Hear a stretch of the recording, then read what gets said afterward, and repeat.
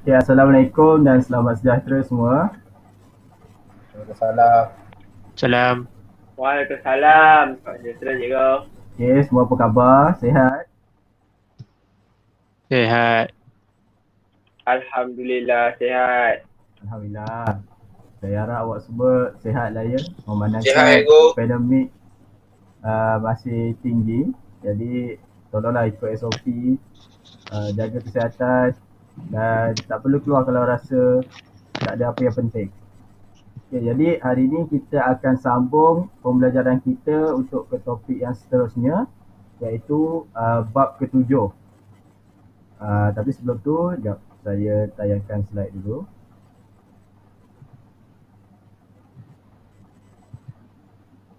Okay, semua boleh nampak ke? Nampak.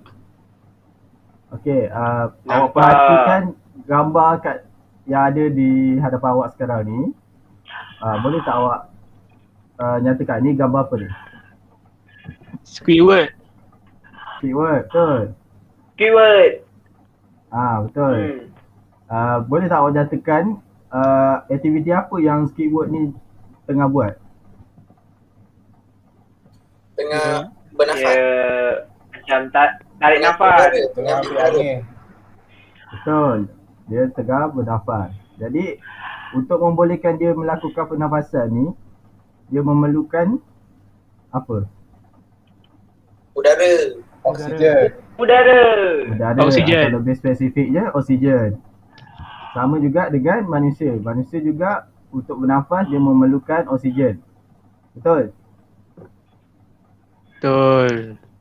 Betul. Okay, jadi macam mana pula dengan tumbuhan? Adakah tumbuhan memerlukan oksigen juga? Perlu untuk Saya rasa fotosintesis. tak. Okay, Aizat, apa? Boleh awak terangkan, tumbuhan dia memerlukan Rasa. gas apa?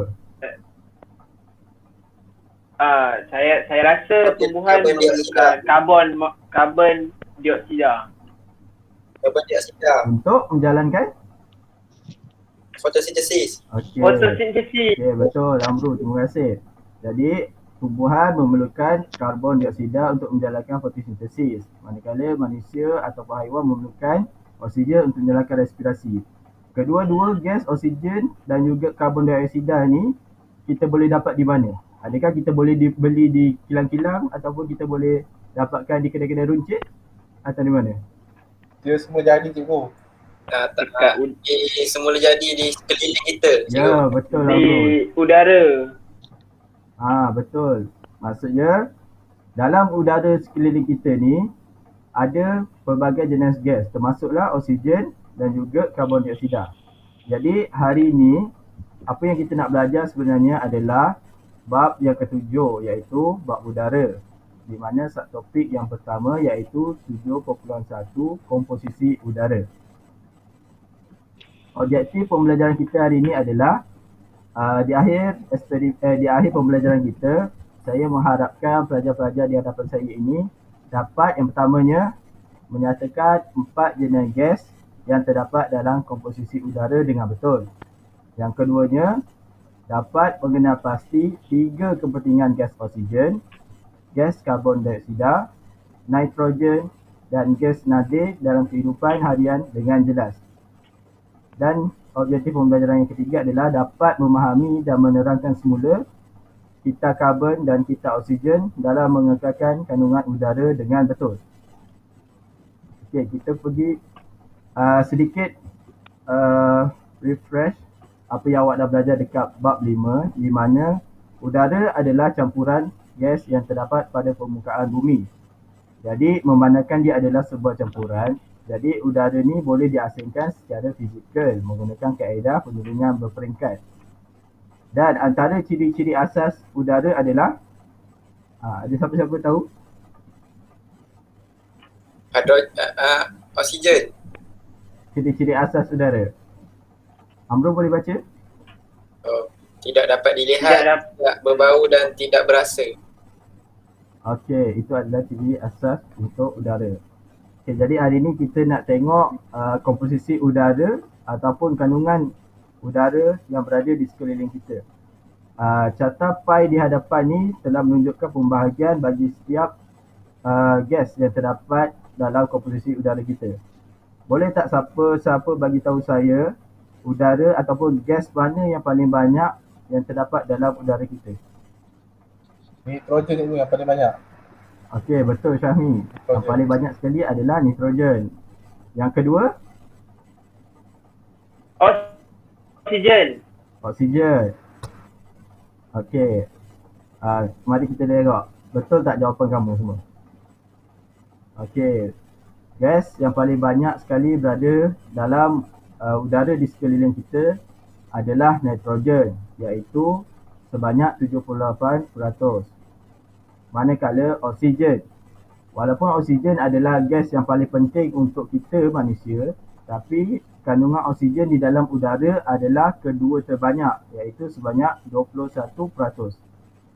Yang ketiga adalah gas nadir dan bahan lain, iaitu sebanyak 0.97%. Dan yang seterusnya adalah karbon dioksida sebanyak 0.03%. Gas nadir adalah gas bahan ataupun kita kenali sebagai gas lengai, di mana awak boleh lihat bahan-bahannya berada di dalam kumpulan 18 dalam jadual berkala. Sebagai contohnya kita ada helium, argon dan juga helium dan argon. Manakala untuk bahan-bahan lain ni, selain daripada gas, 4 gas yang besar ini, bahan lain yang terkandung dalam udara adalah seperti mikroorganisma dan wap air ataupun habuk. Okey, jadi eksperimen mengenal pasti peratusan oksigen di dalam udara. Kita nak tengok betul ke kandungan oksigen dalam udara kita ini adalah sebanyak 20%. Jadi saya nak awak tengok eksperimen ni. Saya nak awak buat pemerhatian dan saya akan tanya awak beberapa soalan selepas daripada awak lihat video ni.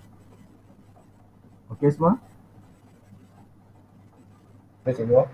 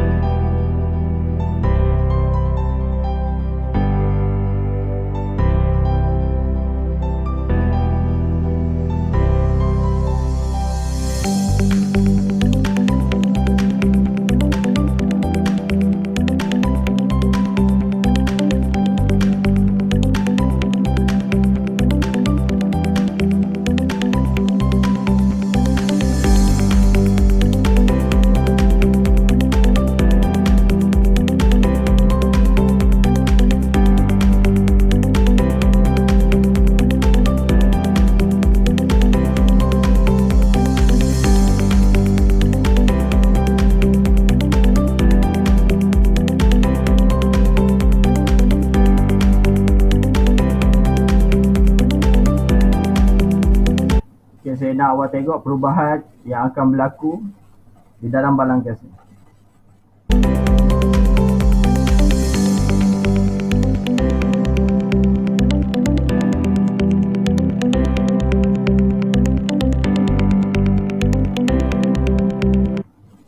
Okey, semua dah tengok video tadi? Dah. Okey, ini adalah gambar raja. Dah. Hasil awal dan juga hasil akhir eksperimen tadi. Jadi berdasarkan gambar dan juga video eksperimen yang awak dah lihat, boleh tak saya nak minta seorang wakil daripada kamu untuk menyatakan pemerhatian kamu daripada video tersebut. Mungkin saya boleh minta Amrullah, boleh tak awak nyatakan perbezaan yang awak nampak sebelum dan selepas eksperimen? Kalau sebelum paras air ni dia rendah cikgu. Okey, selepasnya? Lepas tu bila selepas eksperimen dijalankan, lilin ni terpadam. Kemudian paras air dia meningkat. Okey Amrul, betul. Terima kasih.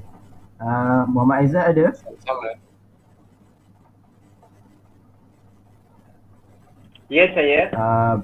Muhammad Aizat, boleh tak kamu bagi tahu saya kenapa lilin dalam balang ni terpadam? Lilin dalam balang tu terpadam sebab dah tak ada oksigen dekat dalam balang tu. So, pembakaran tak boleh berlaku. Okey, betul. Terima kasih Aizat. Lilin, okey, kamu semua tengok Sama-sama cikgu. Okey, lilin dalam balang ni terpadam disebabkan oksigen yang berada dalam udara di dalam balang ni telah habis digunakan. Dan untuk kita menentukan peratusan oksigen yang berada di dalam udara tersebut adalah kita dapat tengok kat sini, air naik 1 daripada 5 bahagian balang kaca ini.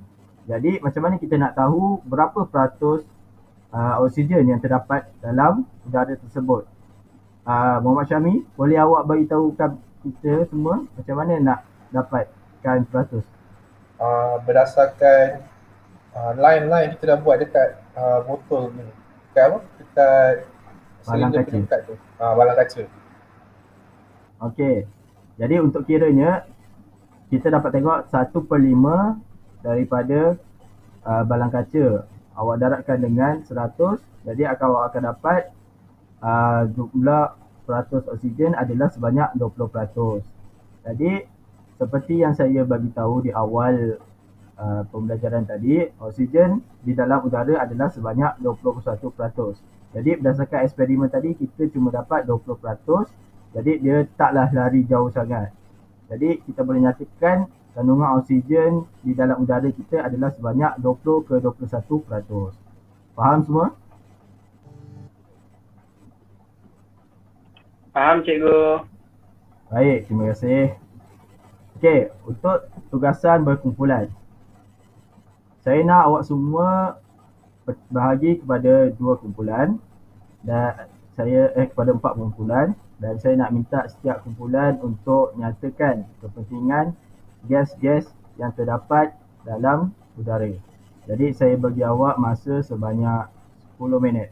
Awak boleh menggunakan apa-apa sumber untuk awak cari, membuat carian, dan awak akan nyatakan sebentar lagi. Boleh ya semua? Boleh cikgu. Boleh. Okey, baik. Untuk yang pertama, nitrogen.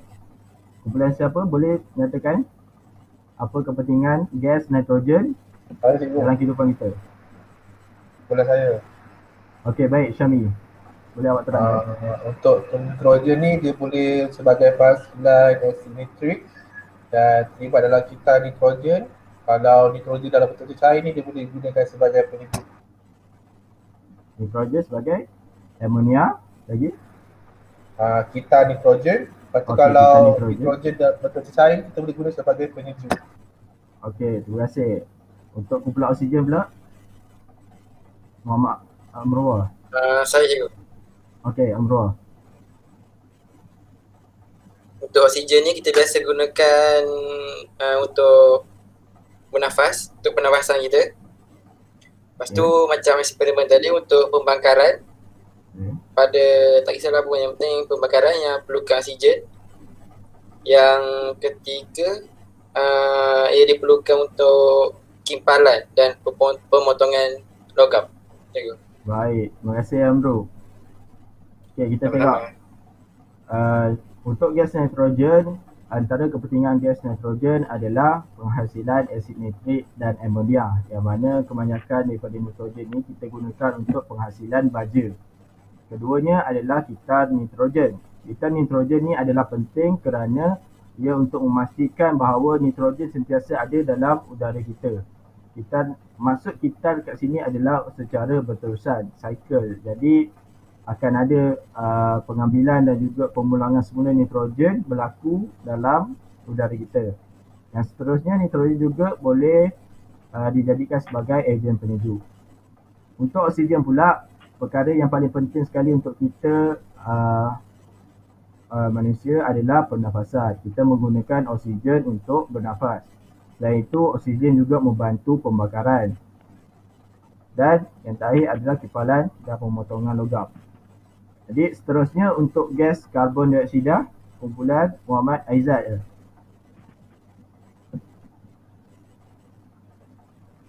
Ya, saya. Okey, boleh awak terangkan?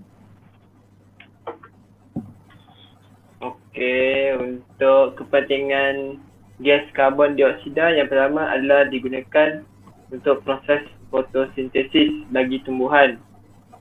Yang kedua pula ialah digunakan untuk pembuatan minuman berkarbonat, contoh macam air gas gitu. Lepas tu yang ketiga, dia digunakan untuk alat pemadam kebakaran. Okey, terima kasih Muhammad Aizat. Betul jawapan kamu. Macam mana pula dengan gas nadir? Saya Leo. Okey, Afiq. Untuk gas nadir ni disebabkan sifat gas ni yang lengai ataupun susah untuk menjadikan tindak balai kimia. Ia sering digunakan mungkin dalam hidrolisis dan juga kelembapan oksigen dalam udara. Iaitu mungkin gas nadir ni digunakan untuk pembuatan lampu. Itu yang kumpulan saya dapat. Okey, terima kasih Mak Afiq.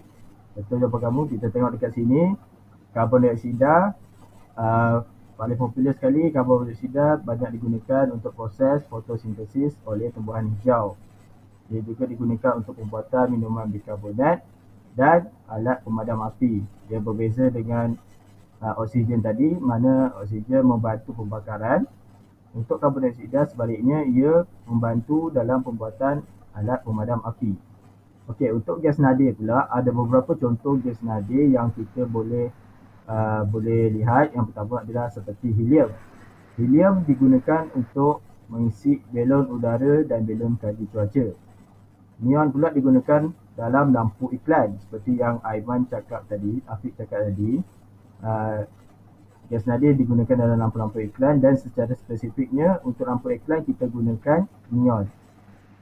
Dan seterusnya adalah gas argon. Gas argon kebiasaannya akan digunakan untuk mengisi mentol. Semua faham setakat ni? Faham cikgu. Faham, cikgu. Faham, cikgu.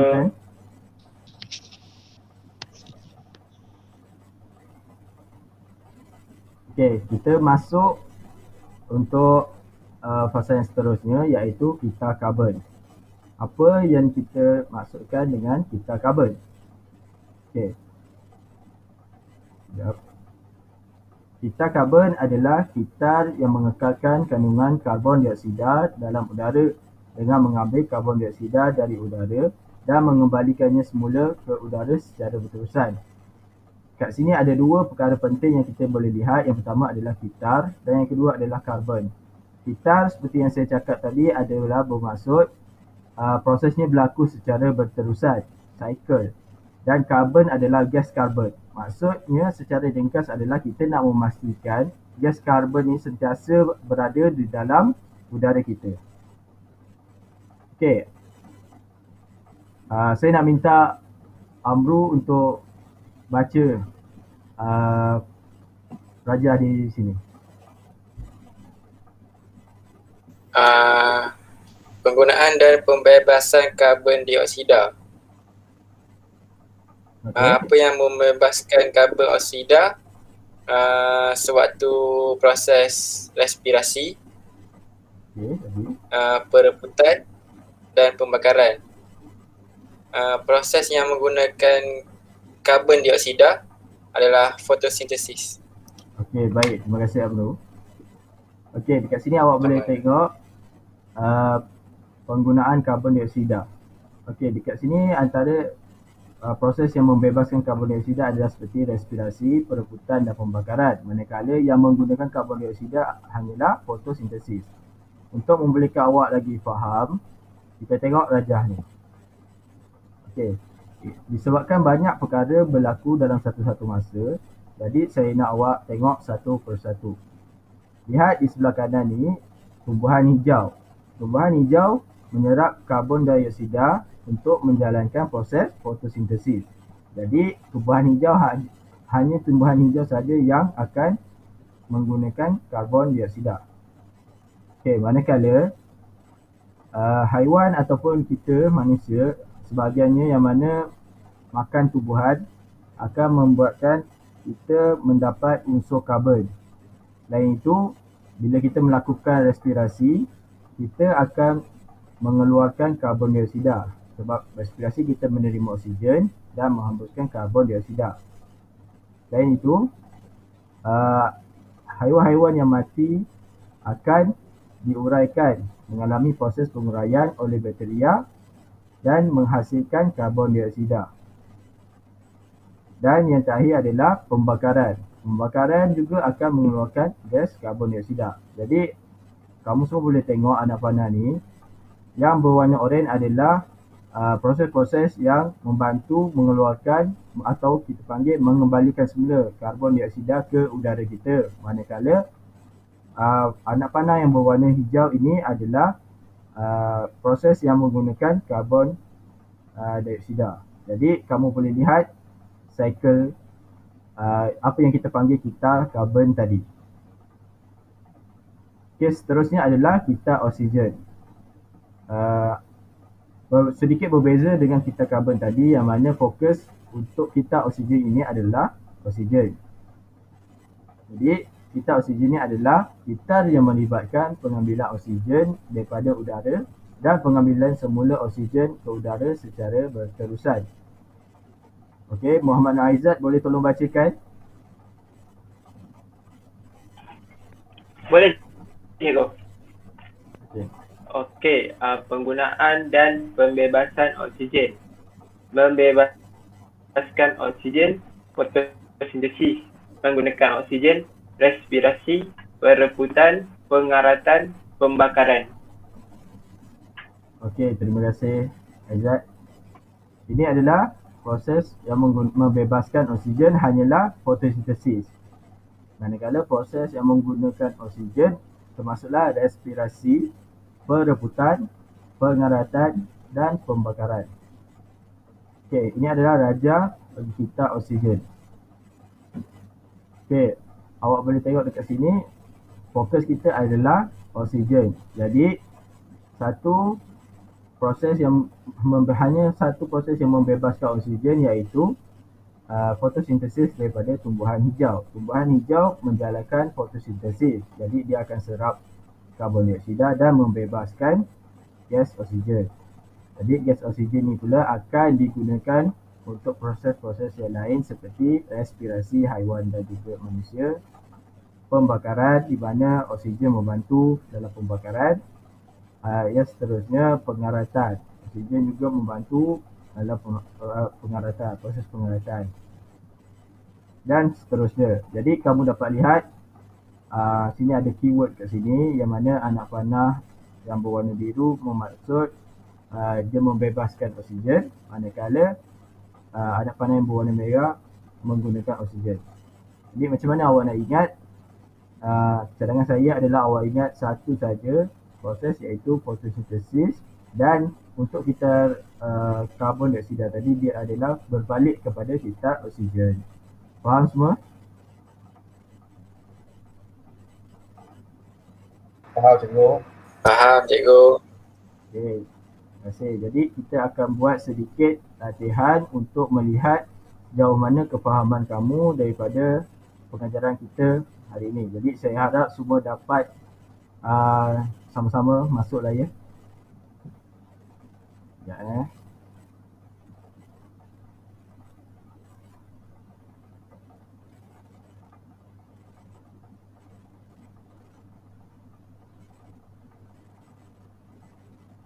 Ada 15 soalan, tapi memandangkan masa untuk guru kita akan menjawab beberapa soalan saja. Boleh semua? Boleh. Okey, masukkan kod quizzes ni 885252.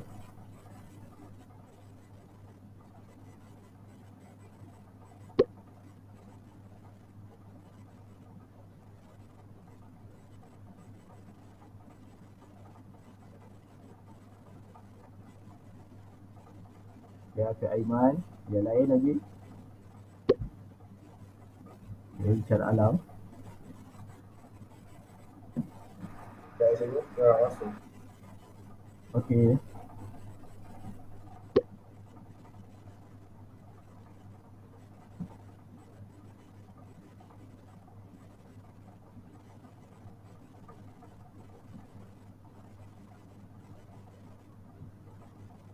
Saya dah boleh start ke? Kami? Boleh dah cikgu. Okey. Kami.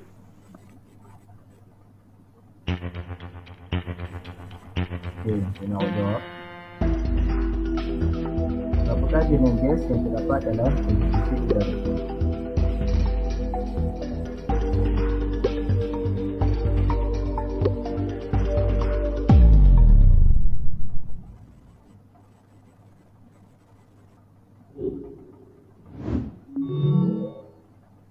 Okey, cuma nak jawab betul. Ada 4 gas yang terdapat dalam komposisi udara.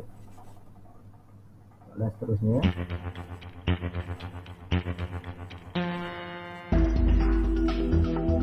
Dekat gas berikut, yang manakah paling banyak terdapat dalam komposisi udara?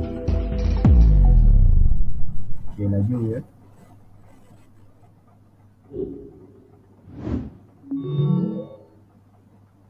Okey, ada satu salah. Apa jawabnya? Abdullah. Saya harap awak tak tersilap ya. Gas yang paling banyak Aiman. Cikgu. adalah gas nitrogen. Walaupun kita banyak menggunakan oksigen, tetapi kandungan nitrogen adalah gas yang paling banyak dalam udara di sekeliling kita. Okey, seterusnya.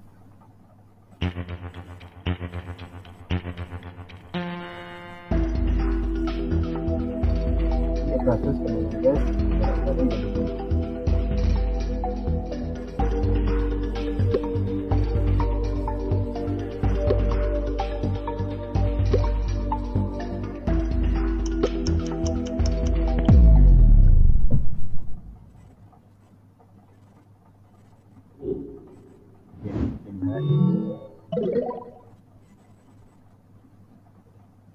Okey, ada satu salah.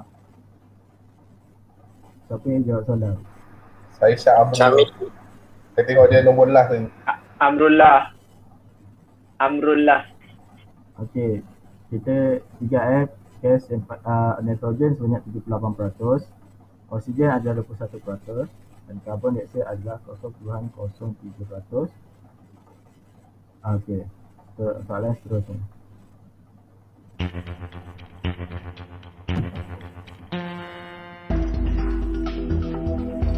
Okey, ini berdasarkan eksperimen yang awak semua dah lihat tadi.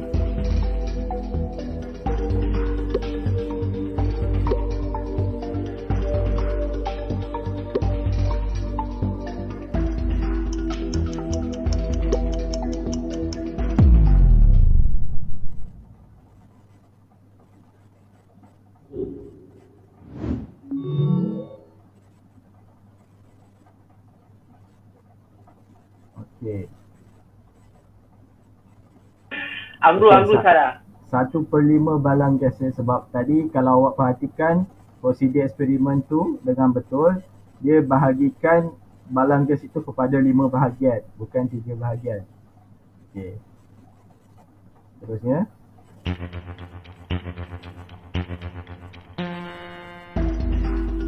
Okey, proses fotosintesis. menggunakan gas apa dan membebaskan gas apa.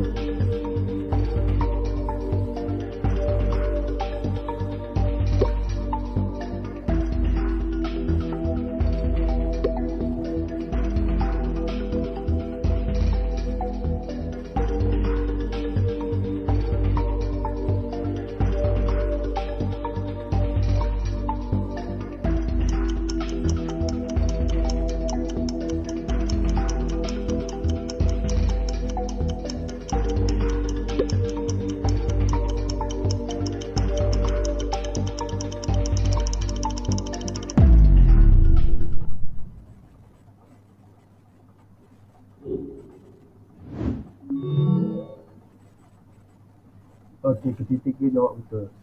Soalan saya jawab. Jadi soalan yang terakhir.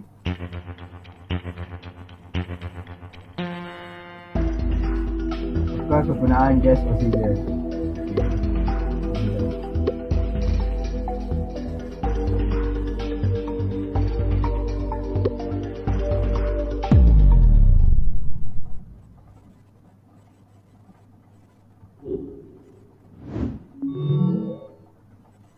Oh, masih ada satu salah. Untuk minuman bikarbonat seperti yang kita bincangkan tadi adalah Aiman. gas karbon dioksida. Okey, itu saja untuk quiz kita hari ini. Saya harap yang mana salah tu awak baca semula, awak tengok balik dan pastikan awak dapat konsep ataupun fakta yang betul. Okey. Okey, untuk seterusnya saya nak minta seorang untuk nyatakan rumusan ataupun refleksi kita pada hari ini. Mungkin saya boleh minta Syami. Tengok. Okay Syami, apa yang awak dapat dalam pengajaran kita hari ini? Saya dapat kepentingan oksigen tu, macam mana dia pentingnya dalam proses respirasi manusia dan fotosintesis dalam tumbuhan. Dan juga saya dapat belajar tentang komposisi bahan di dalam udara seperti majoritinya ada nitrogen, oksigen, karbon dioksida dan gas nadi. Itu dia. Okey, terima kasih Puan Syami. Jadi hari ini apa yang kita dapat adalah pertamanya komposisi udara terbentuk daripada campuran gas-gas seperti nitrogen, oksigen, gas nadi, habuk dan wap air dan juga karbon dioksida. Seterusnya kita belajar tentang gas-gas yang terdapat dalam udara kita ni mempunyai kegunaan dan kepentingannya sendiri dalam kehidupan seharian. Seperti contohnya oksigen digunakan untuk pernafasan dan juga membantu pembakaran. Karbon dioksida kita guna untuk fotosintesis. Maksudnya fotosintesis oleh tumbuh hijau menggunakan karbon dioksida. Nitrogen banyak digunakan dalam pembuatan warna. Dan yang terakhir adalah gas nadi digunakan untuk lampu iklan dan juga mentol. Dan yang terakhir kita dah belajar tentang kita karbon dan kita oksigen, yang mana ia adalah penting untuk memastikan dan menentukan kandungan gas oksigen dan juga gas karbon dioksida sentiasa ada dalam udara kita. Okey, ada apa-apa soalan daripada kamu semua? Tak ada cikgu. Dah faham. Okey, tak ada. Kalau tak ada, terima kasih saya ucapkan kepada semua. Terima kasih kerana hadir kelas pagi ini. Dan saya harap kamu semua ulang kaji semula tentang tajuk ini sebelum kita masuk ke topik yang baru pada minggu depan. Okey semua? Okey. Okey, jadi saya rasa sampai sini sajalah pembelajaran kita pada hari ini. Terima kasih. Assalamualaikum dan semoga kita berjumpa lagi. Terima kasih semua. Waalaikumsalam cikgu. Waalaikumsalam cikgu. Terima kasih.